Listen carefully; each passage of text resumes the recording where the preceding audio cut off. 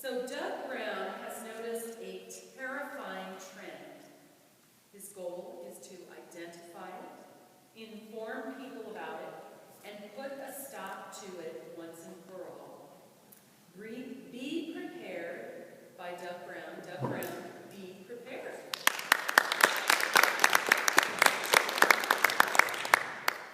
Loud Toastmaster, fellow Toasties. Now, to my dire warning. The other day, I went to the bank, and after getting my money out, I was in kind of a silly mood, and I said, the lady said, well, is there anything else I can do for you? And I said, well, can you tell me a joke? And she got this look on her face like she was really embarrassed, and she said, nobody's ever asked me that before, and I don't have one on hand. Now, I like you guys, and I don't want you to ever be in that situation. So today, we're going to talk about how we can prepare and have a joke on hand for any occasion. So, now, I wouldn't just have one joke. I would actually have the big three: a riddle, a joke, and a knock-knock joke. Now, a riddle, defined as a question having a double or veiled meaning put forth as a puzzle to be solved, is nice because it's nice and short. You tell your joke, you get in, you get your laugh, and then you get out. For example, what's the difference between a savings bond and a ukulele player? And the answer is that a savings bond matures and has the ability to earn money.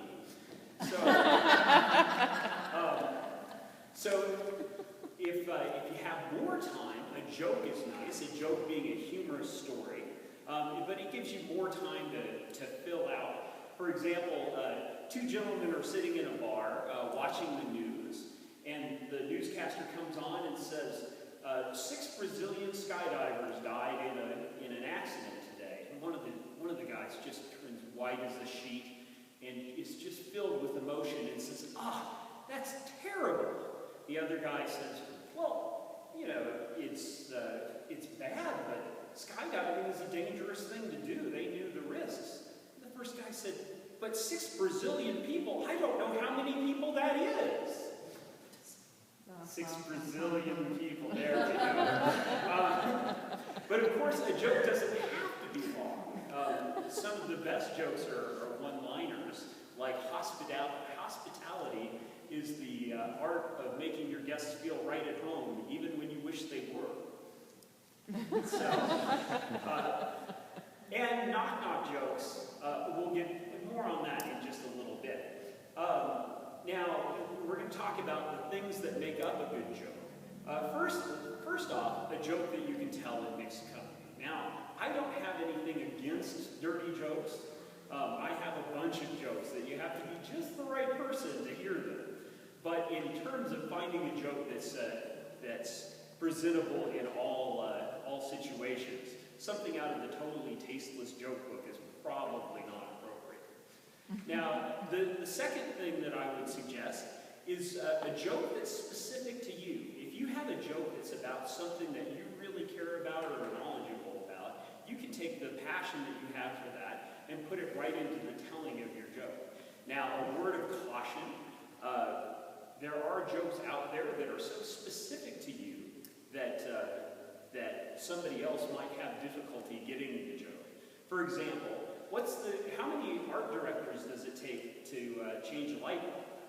And the answer is, does it have to be a light bulb? Can it be a candle? So if you haven't worked with an artistic director that's all about challenging everything, you can still get that joke. But if you have worked with that kind of artistic director, that joke is hilarious. And third, you have to think it's funny. One of the great things about jokes is that it gives you a little window into somebody's soul. So if the first time you read a joke and you laughed out loud, that's the most important thing. So by telling a joke that you think is funny, you're actually communicating something about yourself to the jokey. So, and here it comes, the knock-knock. Who's there? Wendy. Wendy who? Wendy Brown breaks, the cradle will rock. Now, in and among puns as the most derided form of humor, why in the world would anybody tell you that you need to learn a knock-knock joke?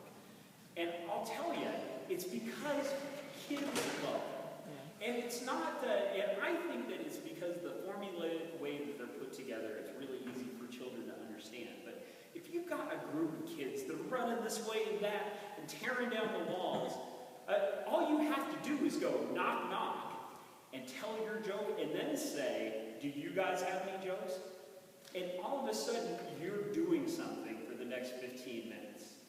Now, one of the most important things about knock-knock jokes is making sure that you enunciate, because so many of them are really dependent on the meaning of the words that you're getting out there.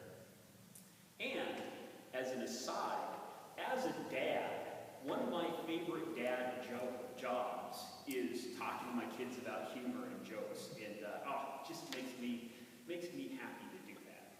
So there are many reasons why it's important that everybody take a second and figure out what their favorite joke is.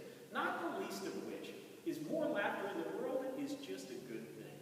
And to close it all out, a set of jumper cables walks into a bar. The bartender says, "I'll serve you, but don't start anything."